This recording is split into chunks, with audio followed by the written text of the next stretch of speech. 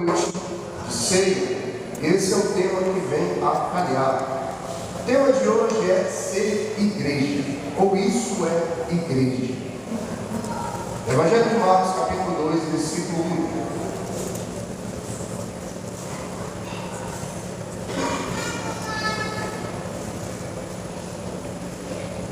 Isso é uma água aqui para mim, mais natural. A gente está na mesma linha para mim.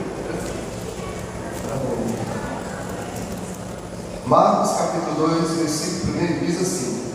Eu vou ler na nova versão internacional. Então, se a sua versão estiver muito diferente, apenas escute. Poucos dias depois, tendo Jesus entrado novamente em Cafarnaum, o povo ouviu falar que ele estava em casa. Então muita gente se reuniu ali, de forma que não havia lugar nem junto à porta, e eles lhe pregavam a palavra. O que Jesus fazia? Pregava a palavra. Vieram alguns homens trazendo um paralítico carregado por 4 deles. Não podendo levá-lo até Jesus por causa da multidão, removeram a parte da cobertura do lugar onde Jesus estava, e pela abertura do teto baixaram a maca em que estava deitado o paralítico. Vendo a fé que eles tinham, Jesus disse ao paralítico: Filho, os teus pecados estão perdoados. Estavam sentados ali alguns mestres da lei, raciocinando no seu íntimo: por que esse homem fala assim? Está blasfemando. Quem pode perdoar pecados senão somente Deus? Jesus percebeu no seu espírito que era isso que eles estavam pensando e lhes disse: por que vocês estão remoendo essas coisas em seu coração? O que é mais fácil dizer para o paralítico: os teus pecados estão perdoados, ou levante-se, pegue a sua maca e ande. Mas para que vocês saibam que o Filho do Homem tem na terra a autoridade para perdoar pecados. Disse ao paralítico: eu te digo a você, levante-se, pegue a sua maca e vá para a sua casa. Ele se levantou, pegou a sua cama, saiu de vista de todos, e todos atônicos glorificavam a Deus, dizendo: nunca vimos nada igual. Amém? Como eu disse, o tema é ser igreja, ou isso é ser igreja. Essa passagem nos mostra algumas lições. Logo no início nós vemos que Jesus estava em casa, ele orava em Cafarnaum. O ministério de Jesus é um ministério, se você pegar assim, ele foi bem curto. Ainda que ele viveu 33 anos entre nós, apenas nos últimos 3 anos e meio, é que ele exerceu um ministério terreno. Naquela época não existia moto, não existia ônibus, não existia avião, não existia carro. Existiam jumentos, burros, e nós vemos que provavelmente não era o costume de Jesus usar jumento, porque logo quando ele foi fazer a ceia, ali no cenáculo, a última ceia, ele não tinha um jumento, ele pediu para alguém achar um jumento para ele. Então provavelmente as andanças de Jesus, o ministério de Cristo, ali na região de Israel, se deu muito a pé. Logo quando ele saía para uma viagem, ele ficava muito tempo fora de casa. Quem está me entendendo? Ainda que Israel, quando a gente pega no mapa, é pequenininho, mas vai estar pé aqui.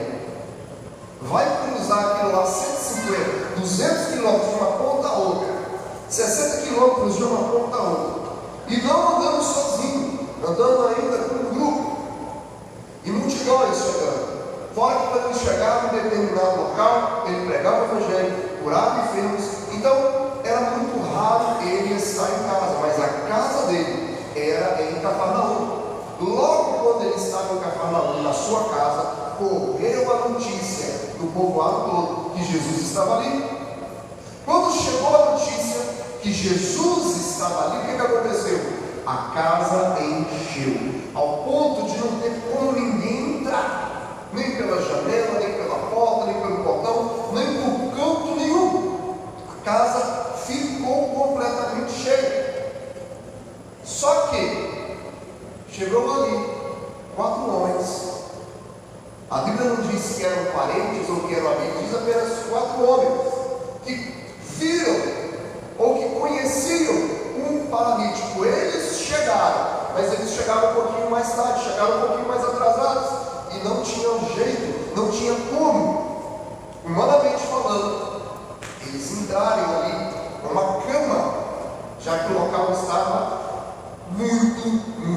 cheio. Quem já pegou ônibus aqui? Talvez você não está pegando. Vamos orar para Deus, às vezes faço para a vida, se sai dessa vida. Mas eu me lembro, quando eu estava no Bandeirante, saí daqui e estava lá no Bandeirante. Lá no Centro Coimbra, a gente tinha que pegar um ônibus, eu nem sei se o nome é esse ainda, mas era o tal do Eixo Campinas. A gente chamava ele de Eixo Campinas, né? Porque era tudo cheio, muito cheio. E quando a gente entra no ônibus, realmente a gente toma um empurrão, é difícil, você vai entrando assim, né? E quando você vê, você vai deixando a onda te levar. Pô, agora imagine entrar por uma cama, num local como é aquilo. Durante aqueles ambulantes, quando tentavam entrar, eles iam dando aquelas caixadas de isopor na cabeça de todo mundo, aquela luta, o pessoal brigando, empurrando. Agora imagina nessa situação que provavelmente estaria muito mais cheio do que o ônibus que eu pegava. Não tinha como eles passarem com aquilo. O que muitos poderiam fazer é o seguinte: rapaz, eu ia no culto, mas quando cheguei a igreja estava lotada, não tinha nem cadeira, não tinha lugar nem para sentar. Quer saber de uma coisa? Eu vou embora. Rapaz, eu até queria ir, mas senti uma dorzinha de cabeça, está com febre, estava de dorzinha de cabeça. Qualquer coisinha muitas vezes nos faz desistir de um momento de estar na presença de Deus. Só que esses 4 homens, eles não desistiram. Então a primeira lição que podemos tirar desse texto é que esses 4 homens não desistiram. Ainda que estava tudo cheio, pelos meios convencionais não tinha como eles levarem aquele paralítico até Cristo. Eles não desistiram. Nossa primeira lição é não desistir. Desistir não pode ser uma opção. Se em qualquer situação da nossa vida, pode ser no casamento, pode ser no trabalho, no ministério, nas emoções, projetos, você pensa em desistir, a sua mente começa a se inclinar para isso, até culminar na desistência. Ai, meu casamento está muito atribulado, eu vou desistir de ficar casado. Ai, meu Deus do céu, está muito difícil, isso que eu estou sentindo. Quer saber de uma coisa? Eu vou chutar o balde. Acho que ninguém está ligando para mim, eu vou desistir da minha fé. Eu acho que Deus não está me ouvindo, eu acho que nada está acontecendo. E nós queremos desistir. Você tem que escrever no seu vocabulário: desistir não é uma opção. Quando pensamentos começarem a vir para você querer desistir, recicle, reinvente-se, renove-se, atualize-se, mas jamais dê vazão para pensamentos que lhes faz desistir. Amém? Esses 4 homens não enxergaram a desistência como opção. Seria muito mais fácil desistir, mas eles não desistiram. Ou seja, eu estou querendo desistir. Você quer saber uma coisa? Eu vou ler mais a Bíblia, eu vou orar mais, eu vou fazer algo que eu não estou fazendo, mas eu não vou desistir, eu não vou retroceder, ainda que seja o melhor caminho, mais cômodo, mais fácil, não é isso que é o correto. Amém? Então a primeira lição é essa: não desistir. E a segunda lição é que quando nós não desistimos, Deus tem para nós uma ideia, tem uma revelação, tem um caminho que ainda nós não enxergamos. Deus recompensa aqueles que perseveram. Repete isso comigo: Deus recompensa aqueles que perseveram. Eles perseveraram, eles não desistiram. Eles falaram: nós temos que chegar até Jesus, nós temos que levar este paralítico e não incomodar, porque ele é um paralítico e ele está na cama. Nós temos que bolar uma estratégia para chegar até Jesus. E nós não sabemos como exatamente eles transportaram aquele paralítico para dentro da casa. Eu não sei. Eu acredito que deve ter tido a ideia: rapaz, vamos pegar isso aqui, vamos levar pelo dentro. Agora, como eles fizeram? Se eles pegaram uma escada, se um escalou e depois jogou uma corda, como fez? Eu não sei. Eu Eu sei uma coisa, que Deus deu para eles uma ideia, Deus deu para eles uma estratégia. Quando nós perseveramos, Deus se encarrega de dar para nós sabedoria, uma ideia para nós cumprirmos o projeto. Amém, Jesus. Glória a Deus. Amém. Existem ideias, existem pensamentos, respostas e caminhos que estão guardados em Deus para aqueles que perseveram. Tem estratégias, meu querido, que vão vir do céu para a sua vida quando você não desiste. Amém. Quando você não desiste, aquilo que Deus está guardando, Ele vai te revelar. Tem coisas que vai vir do céu na sua perseverança. Acho muito bonito isso. Tem caminhos, tem revelação que está guardada ali com Deus. E Ele dá para aquele que demonstra uma fé que não retrocede. Eu tenho o costume de ouvir isso e eu sempre explico aqui na igreja. Deus não faz acepção de pessoas, Deus faz acepção de fé. Hebreus é muito claro: sem fé é impossível agradar a Deus. Então, quando nós demonstramos uma fé resiliente, uma fé perseverante, nós teremos uma recompensa, porque Deus vai trazer para nós uma revelação dos céus. Amém? Com toda certeza, várias pessoas voltaram para as suas casas quando viram onde Jesus se encontrava. Eles não desistiram. E o terceiro ponto aqui que eu quero falar então é: o milagre só foi possível, o milagre foi possível por ter sido atendido o princípio de unidade também. Então, mais um ponto que nós temos que analisar aqui: o milagre foi possível porque foi atendido o princípio de unidade. Eu acredito que um teve a ideia, e essa ideia reverberou nos outros. Essa ideia projetou nos outros sonho, um desejo. E aqueles quatro se uniram em um comum senso: vamos levar esse paralítico para Jesus. Apesar de estarem mencionados 5 pessoas, 4 homens e um paralítico, foi. Apesar de ser mencionados 5 pessoas, o milagre seria apenas para um, que era o paralítico. Os outros 4 não iriam ganhar nada em troca.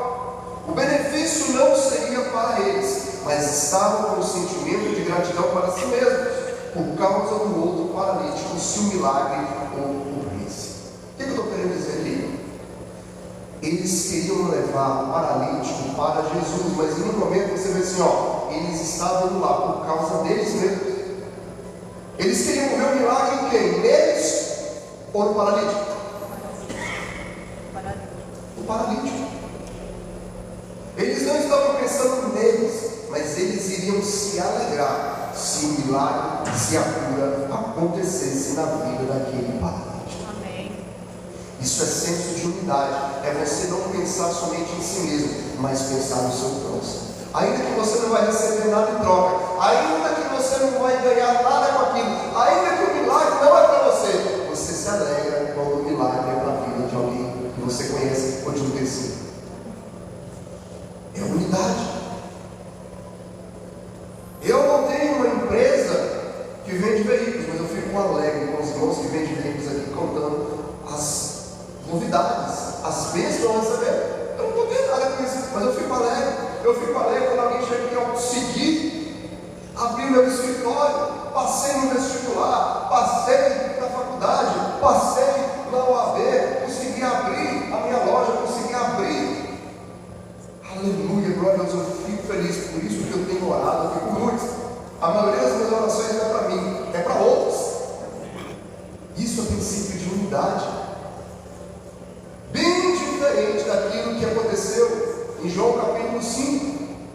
Em João capítulo 5 também tinha um paralítico, ali no tanque de Betesda. A Bíblia fala que tinha crença que, vez por outra, as águas se moviam porque um anjo descia ali. E o primeiro que pulasse ou fosse jogado naquelas águas, independente da sua enfermidade, sairia curado. Quando se lembra dessa passagem? Só que ali não tinha o princípio da unidade, ali tinha o princípio da unicidade. Ali, quando Jesus chega para aquele paralítico no tanque de Betesda, ele fala o seguinte: você quer ser curado? O que ele responde para Jesus? Eu quero. Só que não tem ninguém para me lançar na água e eu ser curado.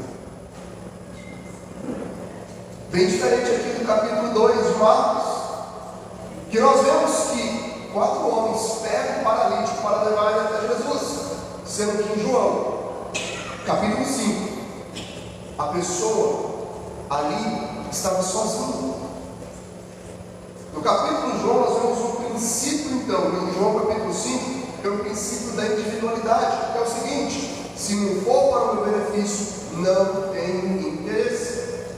Eu não oro por ninguém, eu não evangelizo ninguém, não fico alegre com o sucesso de ninguém, eu só penso em mim e pronto, acabou. A minha oração é o seguinte: Deus, o que você pode fazer para mim? Se não for para mim, não me interessa a vida dos outros.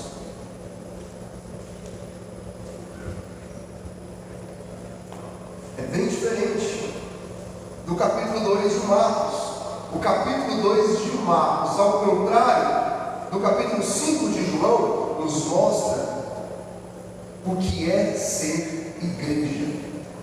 É o tema da ministração. O paralítico do tanque de Betesda não nos dá referência do que é ser igreja. Mas o texto que nós lemos aqui, Marcos capítulo 2, nos mostra o que é ser igreja. É você olhar para o outro, em benefício do outro, ainda que não receba nada em troca.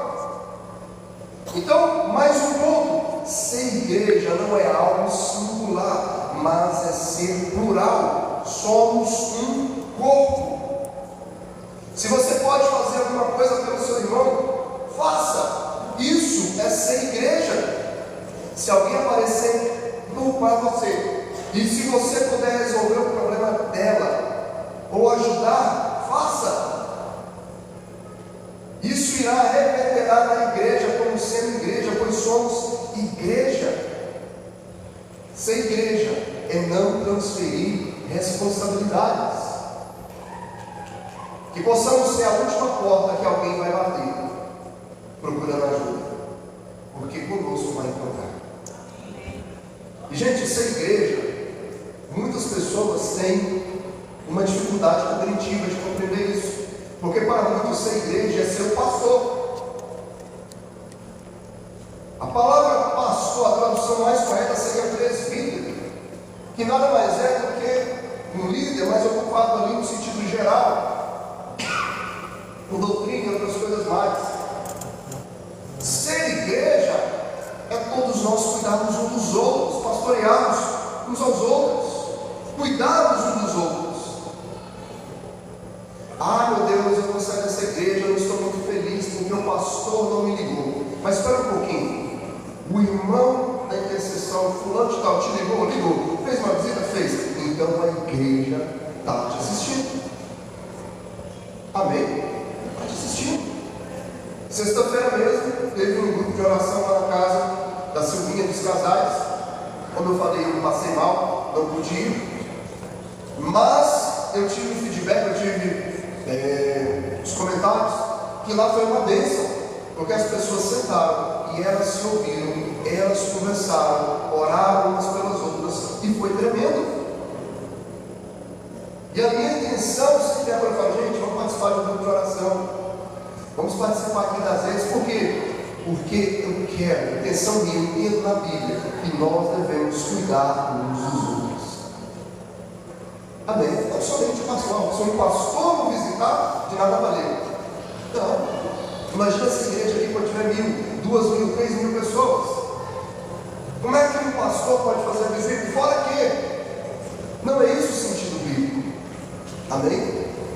Ainda que nós vamos fazer visita, ainda que nós vamos fazer, mas se tem um irmão cuidando um do outro, ligando, preocupando com o outro, a igreja está funcionando. Aleluia. Quem não está entendendo? Isso é ser igreja. A igreja não está me olhando. Espera um pouquinho, alguém te ligou, ainda que não foi o pastor, ainda que não foi a mulher do pastor, ainda que não foi alguém que está aqui na frente. Foi, pela minha visitar, conversou comigo, orou comigo, chamou minha atenção. A igreja está funcionando. Amém. um senso de responsabilidade não singular, mas plural. E se você puder orar, resolver o problema, pelo menos ajudar em alguma coisa, isso é ser igreja. Ser igreja é entender que seremos instrumentos mais para milagre na vida dos outros do que para nós mesmos. Ainda que ninguém não nos retribua ou reconheça o que fez, nós devemos ter entendimento e saber que Deus não se esquece daquilo que estamos realizando. Amém. Ser igreja é isso. Eu acabei de falar aqui agora que eu tenho as minhas orações, eu oro mais pelos outros do que para mim mesmo. Deus abençoe o meu trabalho, Deus abençoe a minha família. Eu oro para isso, mas a maioria das minhas orações é mais para descer. Quando eu estou orando aqui na igreja, quando eu estou fazendo visitas, quando eu estou conversando, quando eu estou recebendo alguém.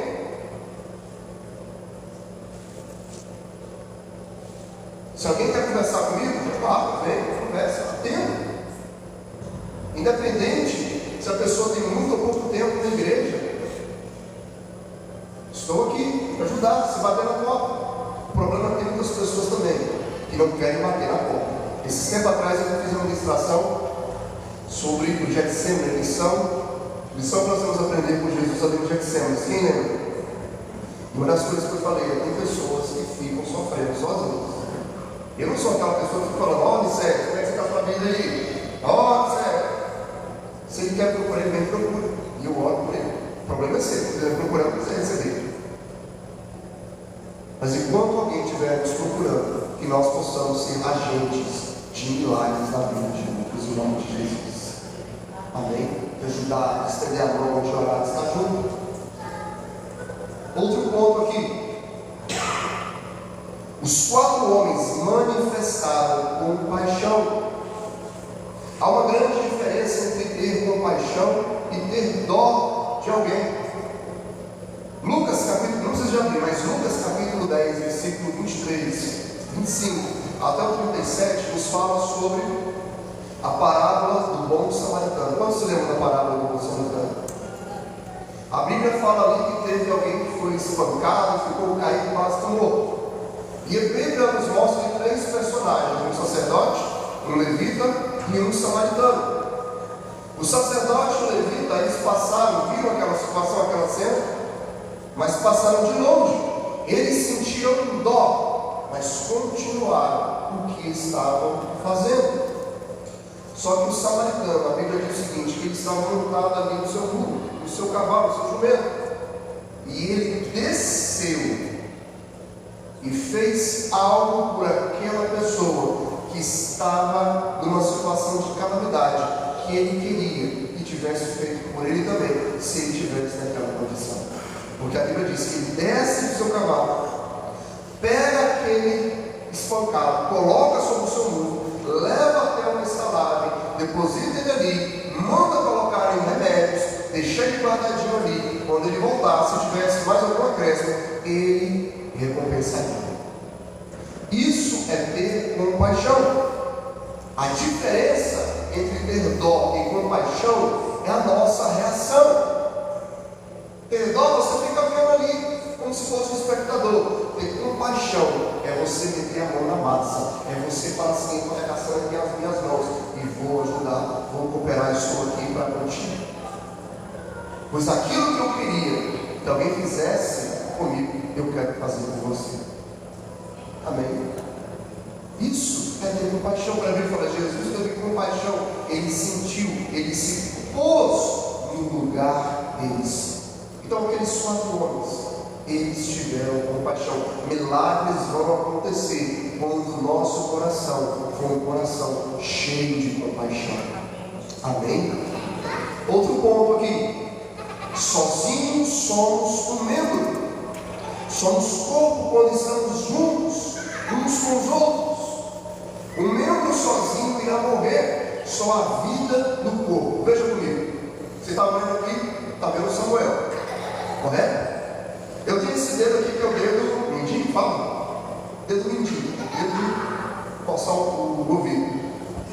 Se alguém chegar aqui no Vitão e pega uma tesoura, uma faca e corta o meu dedo, eu te pergunto: eu vou morrer porque ele fez isso? Não. Mas o meu dedo vai. Vai ou não vai? Ainda que vai ficar bonitinho aqui durante um tempo, daqui 3 dias, se você voltar, ele vai ter mudado de cor, alguma coisa vai acontecer. Daqui 7 dias, o fedor vai ter insuportável. Um membro sozinho morre. Membro só tem vida quando está ligado ao corpo. Posso ir amém? Quem entendeu o que eu falei aqui agora? Membro só vive quando está ligado ao corpo. Se desligar, ele morre. Precisamos estar ligados no corpo para que o sangue de Cristo flua em nós. A Bíblia diz que Jesus é o cabeça. Nós somos o corpo dele que está aqui na terra. E nós só teremos vida, só irá fluir vida, só iremos crescer, vencer em unidade. Por isso não existe esse papo, eu vou servir Deus em casa, eu não quero frequentar a igreja, eu não quero ter contato com ninguém. Está todo mundo junto. Vou ficar isolado. O membro sozinho, ele vai morrer. Amém? Porque não vai ter ajuda. Não vai ter pessoas ali para colaborar, não vai ter ninguém para orar junto com ele. Não vai ter ninguém para chorar, para se alegrar. Onde é que vai aprender a palavra?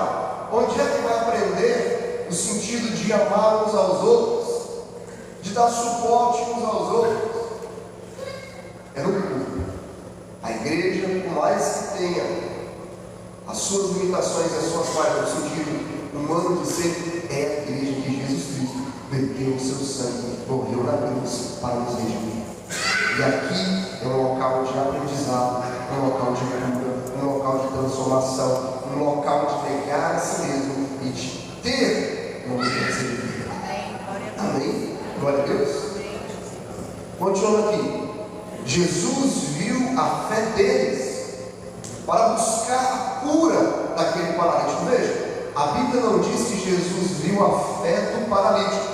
A Bíblia diz que Jesus viu a fé daqueles 4 homens.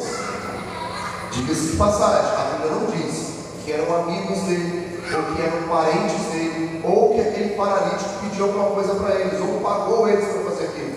A Bíblia diz que aqueles 4 homens, por livre e espontânea vontade, tiveram fé para levar aquele paralítico até Jesus.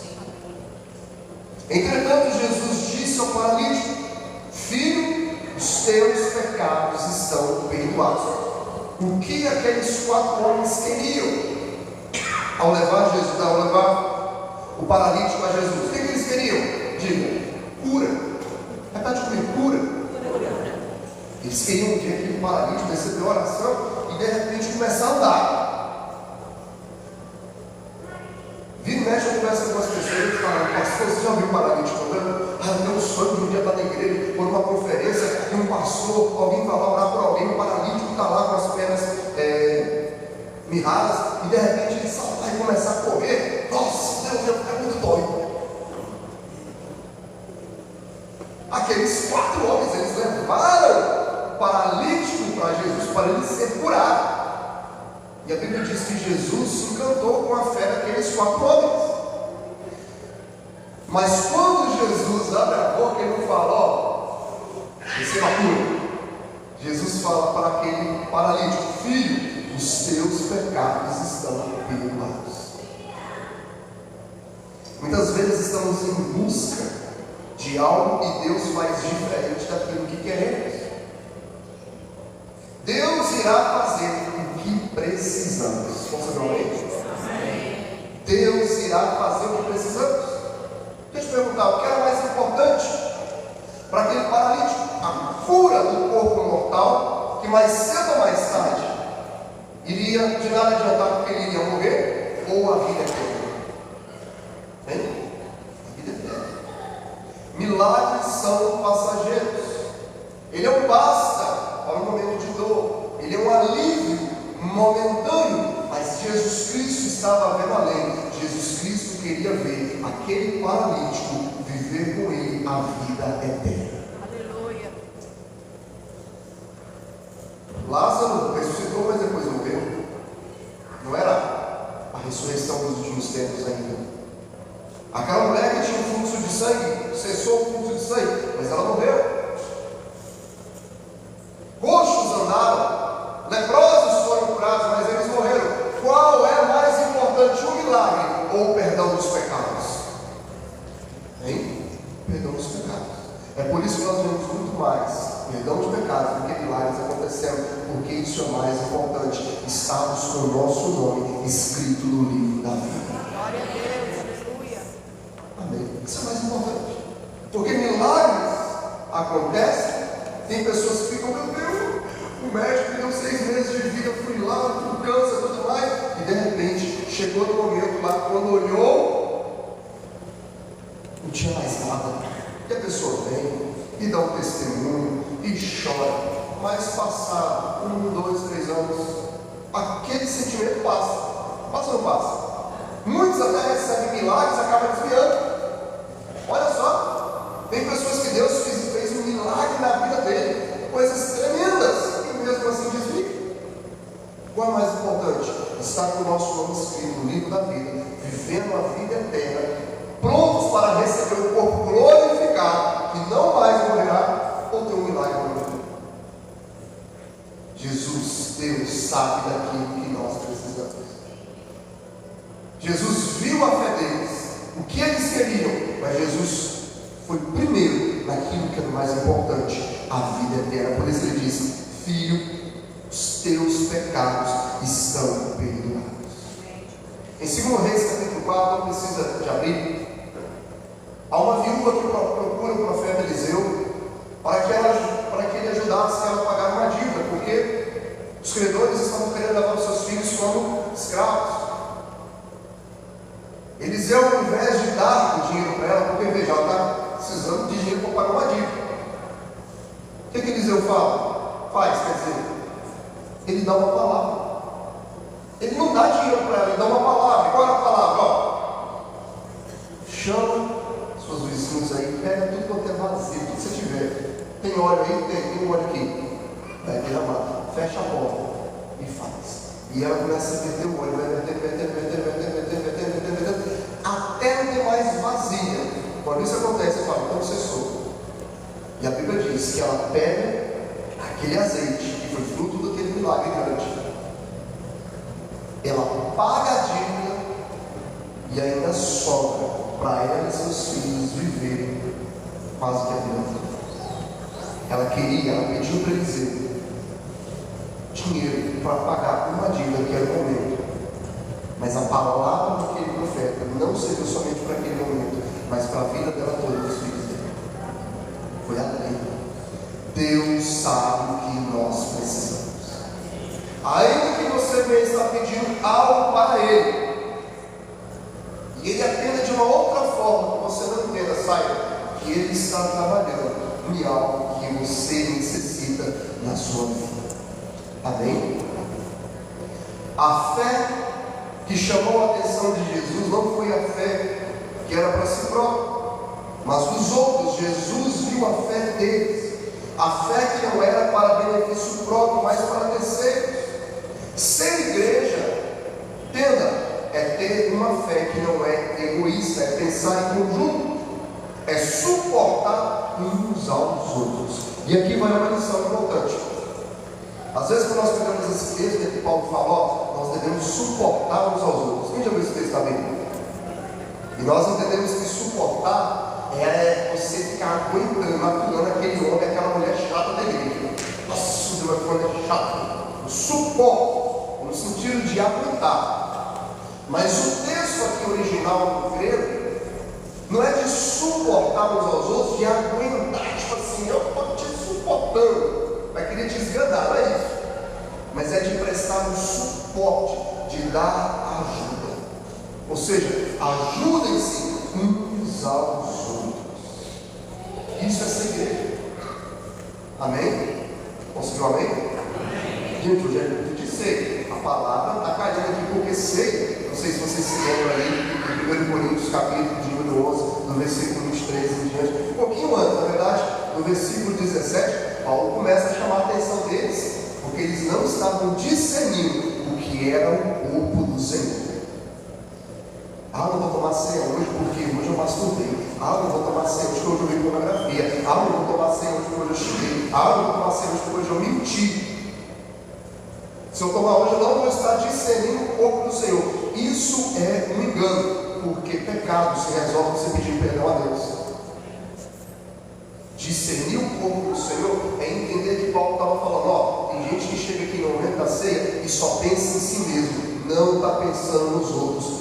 Eu não tenho como vos louvar, porque eu estou sabendo, está chegando os meus ouvidos aqui, que entre vocês há grupinhos, há divisões, há tititi, há fofoca, tem gente que não gosta, tem gente que não gosta do outro, tem gente que quer ver a caveira do outro, tem gente que na hora da ceia leva o dele e não quer repartir com ninguém. Isso é tomar a ceia do Senhor indignamente, é você não entender que você tem que amar o seu próximo, o seu irmão. Amém? É ter contendas no meio da igreja. Pecado? Pecou? Pede perdão. Nós temos um advogado junto ao Pai, a Bíblia é bem clara. Agora, tomar a ceia dignamente, como diz Paulo falando, é não discernir o corpo do Senhor. E quem é o corpo do Senhor? Diga, a igreja. Amém? Posso dizer amém? Amém. Aleluia. Tem gente que talvez está pensando, vou nem sei aonde que eu peguei, eu não entendi. Pede perdão de sempre. Amém? Amém.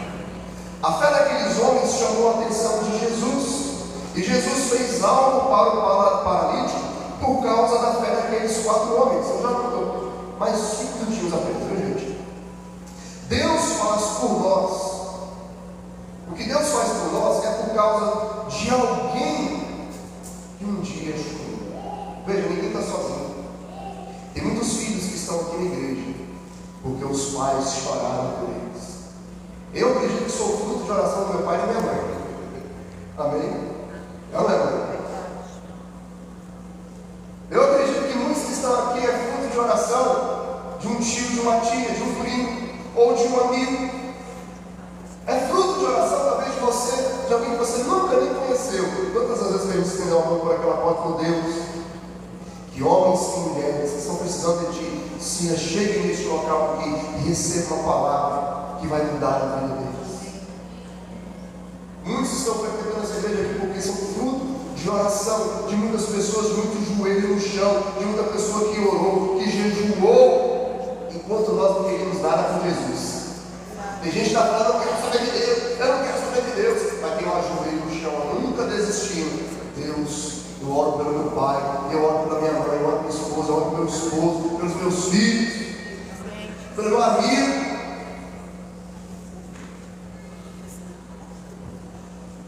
Deus faz por nós, não por nossa causa, mas por causa de alguém. A Bíblia diz que Jesus maravilhou-se com a fé daqueles 4 homens. Jesus, na Bíblia não diz que Jesus fez algo na vida daqueles 4 homens, mas abençoou a vida daquele paralítico por causa da fé daqueles 4 homens. Gente, tem pessoas que estão sendo abençoadas por sua fé. Por isso não desista de orar, de interceder, de clamar, de botar o joelho no chão. Ainda que você não está vendo neste momento, mas Deus pode estar trabalhando. Se você está aqui hoje, não é porque você foi bonitinho, pode ter certeza que vidas começaram a interceder. Eu acredito que o apóstolo Paulo chorou ali nas prisões para Deus, onde esse evangelho foi pregado. E eu estou falando que vidas iam ser impactadas. Se nós estamos aqui hoje, é porque teve vidas, teve mártires que oraram, que choraram, que não pensaram neles, foram crucificados, apanhados, esfolados, poderiam desistir de tudo, mas o testemunho deles chega até nós aqui e nos impacta. Se estamos aqui hoje, é porque teve sangue derramado, teve lágrimas derramadas, teve pessoas que saíram do seu comodismo, e assim como esses 4 homens pegaram a nossa cama, pegaram a nossa maca e nos levaram até Jesus. Quem está me ouvindo, diga amém. E por último aqui, para finalizar, para a gente orar e encerrar, temos que expressar gratidão. Veja que eu não falei que temos que sentir gratidão. Eu falei expressar, porque expressar vem de expressão, de algo que vai para fora. Ser igreja é manifestar gratidão. Jesus nos ensina isso naquela passagem dos 10 leprosos. Não precisa de abrir, mas eu vou dar uma referência. Evangelho de Lucas, capítulo 17, versículo 11 até o 19. para Jesus ter compaixão deles, Jesus manda eles se apresentarem ao sacerdote. Veja, tem uma certa passagem que Jesus está andando no determinado caminho e 10 leprosos vão ao seu encontro. Não chega, a Bíblia não diz que eles se aproximaram, mas ficaram ao longe e pediu para que Jesus tivesse compaixão, tivesse piedade da vida deles. Jesus fala para eles, talvez estava ali próximo, Jesus fala para eles: ó, vamos cumprir então o rito que a lei mosaica fala. E quando você cura, você tem que se apresentar. A cura da lepra, você tem que passar pelo crivo ali do sacerdote. Ele vai examinar e vai te dizer se você está ou não limpo da lepra. Os 10 leprosos tiveram fé, porque a Bíblia diz que eles foram para o caminho, ou seja, quando eles saíram da presença de Jesus, eles não estavam curados. Quando Jesus falou: vai até o sacerdote, oh, eu estou curado. A Bíblia não diz isso. A Bíblia fala o seguinte: no caminho, ou seja, eles não receberam o milagre imediatamente. E milagres que é assim, é igual a mulher com fluxo de sangue. Mas eles, a Bíblia diz que eles saíram da presença, não sei quantas jardas, não sei qual a distância, mas no caminho um começou a olhar para o outro e viram que estavam limpos. Quando foi? Viram que estavam o quê? Indo pelo caminho, eles perceberam que estavam limpos. Só que dos 10, apenas um voltou para agradecer. Quando foi? Apenas um. E daquele lugar, daquela pessoa que ninguém esperava, porque 9 eram judeus, um era samaritano. O samaritano não se dava bem com os judeus.